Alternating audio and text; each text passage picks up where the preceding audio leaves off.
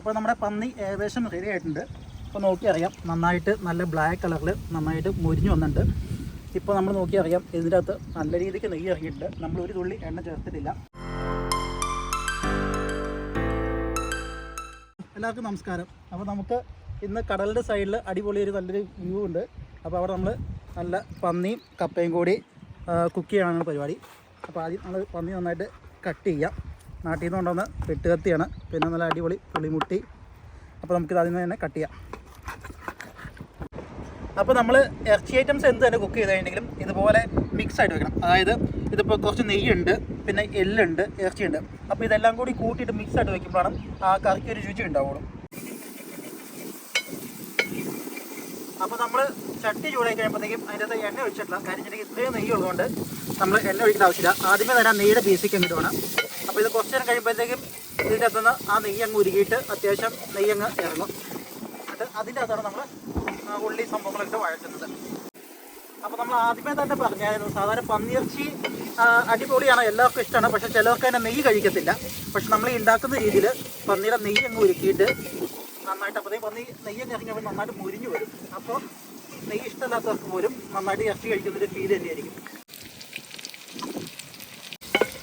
അപ്പോൾ നമ്മൾ നെയ്യ് ഇപ്പോൾ അത്യാവശ്യം ഈ പന്നിയുടെ നെയ്യ് നന്നായിട്ട് ഉരുക്കി അതിൻ്റെ അകത്തുനിന്ന് ഇങ്ങനെ എണ്ണ ഇറങ്ങിയിട്ടുണ്ട്. അപ്പോൾ നമ്മൾ ഇനി ഇത് നന്നായിട്ട് വാരി എടുത്തിട്ട് ഈ കാണുന്ന നെയ്യ് ഇറങ്ങിയിരിക്കുന്ന ഇതിലിട്ടാണ് സവാള സംഭവങ്ങളിട്ട് വഴറ്റുന്നത്. സവാള ഇടുന്നുണ്ട്, പിന്നെ വെളുത്തുള്ളി ഉണ്ട്, ഇഞ്ചിയുണ്ട്, പിന്നെ പച്ചമുളക്, കറിവേപ്പില.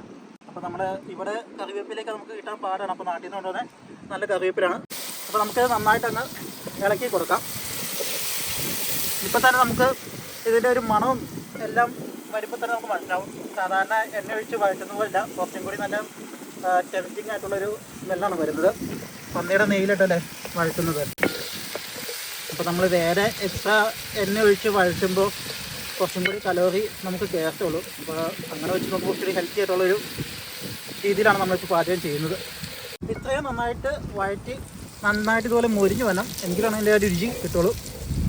അപ്പോൾ പൊടി ഐറ്റംസ് നമ്മൾ ആഡ് ചെയ്യാൻ പോകണം. നമ്മുടെ കയ്യിൽ മുളക് പൊടിയാണ്, അത് മിക്സാണ്. എരിവുള്ള മുളക് പൊടി, കാശ്മീരി പൊടി മിക്സാണ്, പിന്നെ മഞ്ഞൾപ്പൊടി, ഇത് നമ്മൾ മസാല. അപ്പോൾ നമ്മൾ പൊടി ഐറ്റംസ് ഇട്ട് കഴിഞ്ഞിട്ട് നന്നായിട്ടിത് വഴറ്റിയെടുക്കുക. തീ ഒത്തിരി കൂടിപ്പോകാൻ നോക്കണം. പൊടി അങ്ങനെ കരിഞ്ഞ് പോയി കഴിഞ്ഞിട്ടുണ്ടെങ്കിൽ നമ്മൾ പിന്നെ ഉണ്ടാക്കുന്നതിന് ആ രുചി ഉണ്ടാകത്തില്ല, ഇച്ചിരി കയ്പ്പായിരിക്കും. പ്രത്യേകിച്ചും വിറകടുപ്പിലുണ്ടാക്കുമ്പോൾ അതൊരു ചെറിയ ചലഞ്ചിങ്ങാണ്. നമുക്ക് ഇത് ഇങ്ങനെ കരിഞ്ഞ് പോകാതെ ആ തീ മെയിൻറ്റെയിൻ ചെയ്യുക, ചൂട് മെയിൻറ്റെയിൻ ചെയ്യുക എന്നുള്ളത്. അപ്പോൾ നമുക്ക് എല്ലാവർക്കും അറിയാം, നമ്മൾ സാധാരണ മല്ലിപ്പൊടി പന്നിയിറച്ചിയിൽ ചേർക്കാറില്ല. ഞാൻ ഇടയ്ക്ക് ചേർത്തിട്ടുണ്ട്, അതുകൊണ്ട് പ്രത്യേകിച്ചും പറ്റില്ല. പക്ഷെ എന്നാലും സാധാരണ ആരും ചേർക്കാറൊന്നുമില്ല. അപ്പോൾ നമ്മൾ ഇതിനകത്ത് മസാല, മുളക്, മഞ്ഞൾ ഇത്രയാണ് ചേർത്തിട്ടുള്ളൂ.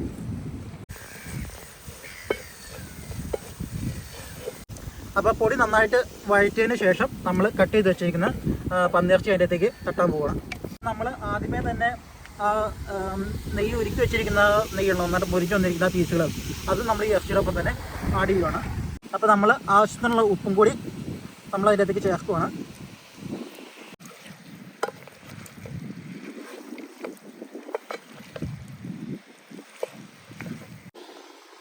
അപ്പോൾ നമ്മൾ ഇത് ഇപ്പോൾ മൂടി വയ്ക്കണം. അപ്പോൾ ഒരു ചെറിയ ചൂട് കിടന്നിട്ട് വേണമെങ്കിൽ വയ്യ സ്ലോ ആയിട്ടങ്ങ് വെന്ത് വരട്ടെ. അപ്പോൾ നമ്മുടെ പന്നി ഏകദേശം റെഡി ആയിട്ടുണ്ട്. ഇപ്പോൾ നോക്കിയറിയാം നന്നായിട്ട് നല്ല ബ്ലാക്ക് കളറിൽ നന്നായിട്ട് മുരിഞ്ഞു വന്നിട്ടുണ്ട്. ഇപ്പോൾ നമ്മൾ നോക്കിയറിയാം ഇതിൻ്റെ അകത്ത് നല്ല രീതിക്ക് നെയ്യ് ഇറങ്ങിയിട്ടുണ്ട്. നമ്മൾ ഒരു തുള്ളി എണ്ണ ചേർത്തിട്ടില്ല. ഇനി എന്നെ ചെയ്യാൻ പോകുന്നതെന്ന് വെച്ചിട്ടുണ്ടെങ്കിൽ നമുക്ക് ഇതിൻ്റെ അകത്ത് നിന്ന് ഈ നെയ്യ് കുറച്ച് വരുന്നത് വേണമെങ്കിൽ മാറ്റി വെച്ചിട്ട് അത് വേണമെങ്കിൽ സെപ്പറേറ്റ് കപ്പ് വളർത്താനോ എന്തിനൊക്കെ നമുക്ക് ഉപയോഗിക്കാം. അപ്പോൾ ഇങ്ങനെ ചെയ്യുമ്പോൾ നമ്മൾ പിന്നെ വീണ്ടും എണ്ണയ്ക്ക് ആഡ് ചെയ്ത് വീണ്ടും കലോറിക്ക് കൂട്ടിയും അത്യാവശ്യം നല്ല ഹെൽത്തി ആയിട്ട്, എൻ്റെ ഒപ്പീനിയനിൽ നല്ല ഹെൽത്തി ആയിട്ടുള്ള രീതിയിലാണ് നമ്മൾ ഉണ്ടാക്കുന്നത്.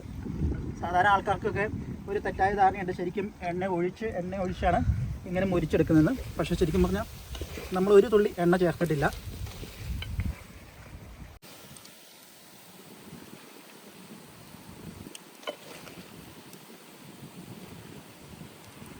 അപ്പോൾ നമുക്ക് നല്ല അടിപൊളി കപ്പ ചെണ്ടം പുഴുങ്ങിയത് ഉണ്ട്. നമുക്ക് നല്ല അടിപൊളി ഒരു പാളയുടെ പ്ലേറ്റ് ഇടുന്നുണ്ട്. പാളയിലാണ് നമ്മൾ നല്ല ചെണ്ടം പുഴുങ്ങിയ കപ്പ.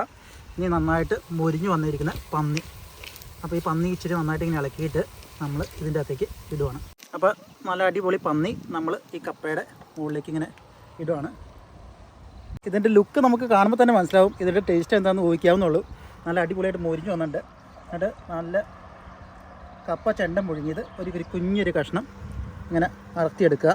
എന്നിട്ട് നല്ല നെയ്യുള്ളൊരു പീസ് ഇങ്ങനെ നോക്കിയിട്ട് ഒരിച്ചിരി നെയ്യിലിങ്ങനെ മുക്കിയിട്ട് ഇങ്ങനെ കഴിക്കുക.